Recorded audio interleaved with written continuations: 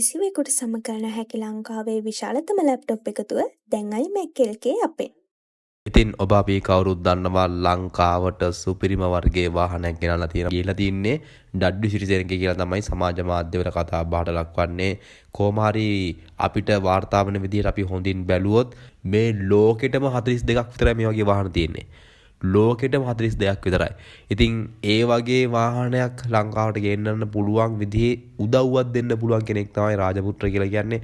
ඉතින් එයා වගේ කෙනෙක් ඉන්න එක ලොකු හයියක් මේ වගේ දෙයක් ගන්න, මේ වගේ බ්‍රෑන්ඩ් එකක් ගන්න වාහනේ කියලා. ඉතින් අනිත් දේ තමයි මේ වාහනේ රෝල්ස් රොයිස් වාහනයක්. ඉතින් මේ වාහනේ රෝල්ස් රොයිස් පැන්තම් වර්ගයේ වාහනයක්. ඉතින් අමාරු වාහනයක්. ඉතින් කොහොම හරි කට්ටිය රිසයා කරා යනම් මනම් කියයි. මොනා කිව්ව කරත් ඉතින් සල්ලි තියෙන මිනිස්සු ඒ මිනිස්සු හම්බ කරලා මේ වගේ වාහන පදින්න ඕනේ. ඉතින් මේ වාහනේ ගන්න මේ මිනිස්සයා ටැක්ස් ගෙවලා ගන්න. ඉතින් ටැක්ස් එක යන්නේ දුප්පත් මිනිස්සුන්ට වැඩවලට.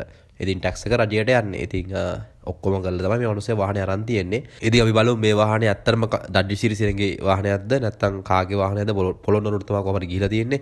අපි බලමු ඉදිරියේදී මේ වාහනේ කාගේද කින්දමන්ද කියලා. දැනට වාර්තා වෙන්නේ WCT කියලා.